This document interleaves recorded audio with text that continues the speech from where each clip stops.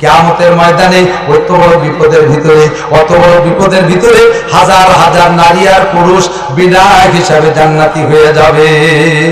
এরা জান্নাতে যাবে নবী রাসূলদের সাথে, আর শহীদদের সাথে, আর সিদ্দিকিনদের সাথে, মাল আম্বিয়া ওয়া শুহাদা ওয়াস সালিহিন ওয়াস সিদ্দিকিন, নবীদের সাথে, নেককারদের সাথে, শহীদদের সাথে, সিদ্দিকিনদের সাথে বিনা হিসাবে জান্নাতি হয়ে যাবে। এক শ্রেণীর মানুষ তারা কারা? যারা জীবন ভরে বিনা গ্যাপে, কোনো গ্যাপ দেওয়া ছাড়া, কোনো কি বলা হয় মিস করে নাই, লাগাতার রেগুলার যারা তাহাজ্জুদের নামাজ পড়বে, এই মানুষগুলো বিনা হিসাবে ওই 4 শ্রেণীর মানুষদের সাথে জান্নাতি হবে। তাহাজ্জুদের নামাজ চেনেন? বেলা 12টার পর হ্যাঁ, রাত 12টার পরে আরেকটা মাসালা শুনে নেন। তাহাজ্জুদের অর্থ আগে চেনেন।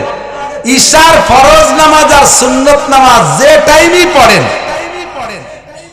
ঈশার ওয়াক্ত আর আগে তোর পড়তেছি না, ঈশার ওয়াক্ত হওয়ার পরে ঈশার ফরজ নামাজ 4 রাকাত আর 2 রাকাত সুন্নত পড়ার পরে থেকেই তাহাজ্জুদের ওয়াক্ত শুরু হয়ে যায়। শেষ রাত উত্তম টাইম, শেষ রাত উত্তম টাইম।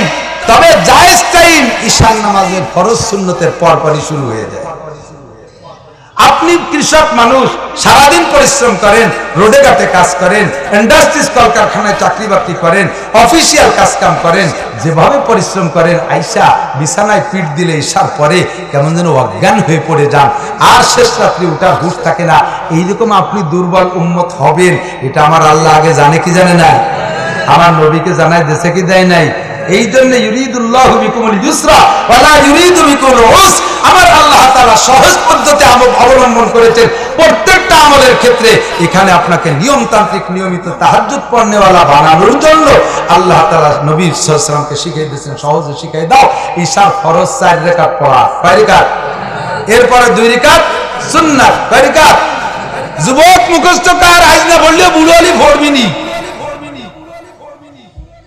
তবে এখন থেকেই শুরু করে দিতে হবে। বুড়ো হবা কি হবে না, বিশ্বরোড বাড়ির ধারে কত ডারে রাখে বাড়ে বাড়ে মেরি থুই যাচ্ছে, তুমি ওর তলে বড় কিনা তা ঠিক কি?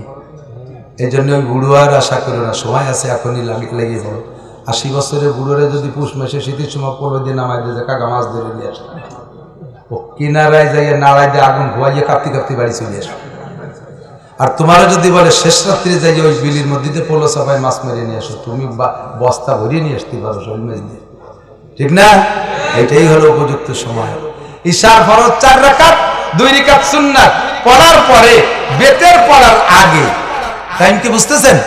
বেতের পড়ার পারলে 12 রাকাত, তাহাজ্জুদের সর্বোচ্চ রাকাত 12 রাকাত, নইলে 10, নইলে 8, নইলে 6, না পারলে 4, কমপক্ষে রেগুলার যদি ওই টাইমে তাহাজ্জুদের নিয়তে 2 রাকাত নামাজ পড়িয়ে এরপরে বেতের পড়েন, ওই 2 রাকাত বসে পড়তে হবে না, ও 2 রাকাত তো দাঁড়ায় পড়তে হবে। যে কোনো নফল নামাজ দাঁড়ায় পড়লে পূর্ণ সওয়াব, বসে পড়লে অর্ধেক সওয়াব। যে হালকি নামাজ বসে পড়তে, এই হালকি নামাজ হলো পালকির মধ্যে মশলা, সুলোর ভিটির ভিটিকে মশলা হয় ময়দানে করার মতো। যে কোনো নামাজ দাঁড়ায় পড়লে পূর্ণ সওয়াব, বসে পড়লে অর্ধেক। আর ফরজ আর ওয়াজিব নামাজ সুস্থ শরীরে দাঁড়ায় বসে পড়লে হবেই না। সুস্থ শরীরে যার দাঁড়ানোর ক্ষমতা আছে সে বসে পড়লে হবেই না, হবেই না, হবেই না। যাদের দাঁড়ানোর ক্ষমতা, ওদের মাঝে অস্ত্র সবই ইউটিউবে চলে আসে, চেয়ারম্যান হয়েছে মসজিদ, আছে নাকি চেয়ারম্যান? এদিকে আছে না চেয়ারম্যান? ভোট লাগে না, বিনি ভোটে চেয়ারম্যান। কোন কোন মসজিদে সামনের কাতারে মানে হাই পার্সন সবই চেয়ারম্যান, পাশার সাথে চেয়ার একটা লাগাই নিয়ে যায়, ওনাকে চেয়ারের কাতার এক পাশে গাদি দিয়ে থুয়ে বিরাট কড়কড় কড়কড় করে করতে থাকে, আছে না? সারা দেশ ভরে টোটো নিয়ে বেড়া, মসজিদে আছে তুমি বঙ্গু সাজো, মসজিদে এসে দাঁড়াই রয়েছে 10 মিনিট, তাতে অসুবিধা হয় না। তুমি রুকুও দিতে পারো, প্রমাণ তোমার হাতে মোবাইল পড়ে গেছে, খুঁজোই উঠে নিয়ে, মোবাইল পড়ে গেলি বেড়া কি তাকে পাও দিয়ে খুঁচাই উঠে নি, খুঁজোই ধরে না, তাহলে রুকুও দিতে পারো। তা তুমি শুরুতে যে চেয়ার পেতে বসো কে ভঙ্গি শেখছো বাপ? হ্যাঁ, জীবন ভরে যে লোকটা নামাজ পড়ে, আমার বিশ্বাস আল্লাহ পাক তাকে এই বিপদে ফেলাবেন। আরে ইশারা ইঙ্গিতে সিজদা রুকু দিবা, ওতে মজা পাওয়া যায় না। কপালটা আল্লাহর জন্যই, মাটিতে লাগালি যে সে স্বাদ লাগে কর না কেন?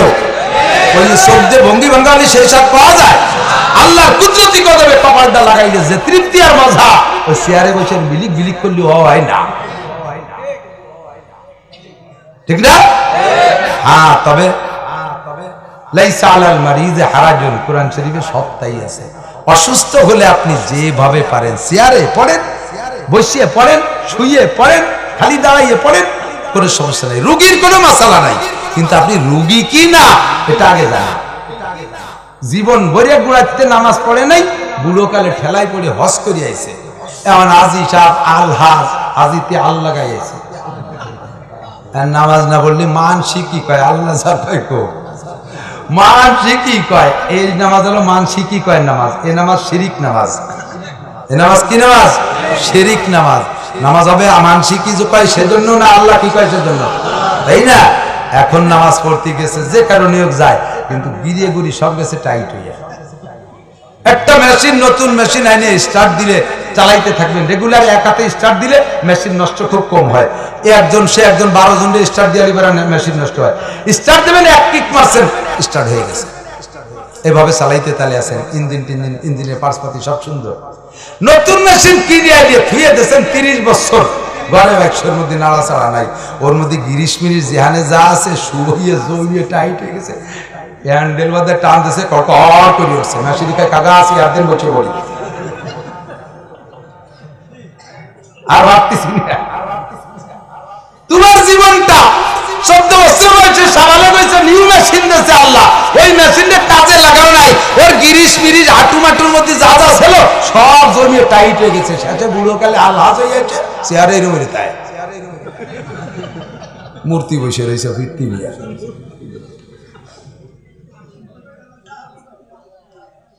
উচিত কথা খবরে মাসি, তাই রামচন্দ্রপুর আর একবার আসি আর না আসি। এই ঝামেলা আছে না নাই? কন প্রত্যেকটা মসজিদে এই ঝামেলা। হ্যাঁ, এদিক তাকান, আপনার দাঁড়ানোর ক্ষমতা আছে, দাঁড়াইতে হবে। রুকু দেওয়ার ক্ষমতা আছে, রুকু দিতে হবে। অসুস্থতা হ্যাঁ আছে অবশ্যই, আপনার মাজায় ব্যথা, এখানে ব্যথা ভাজ হয় না, নিচেই জাতি পারতেছেন না, তাহলে দাঁড়াইতেই হবে, রুকুটাও দিতে হবে।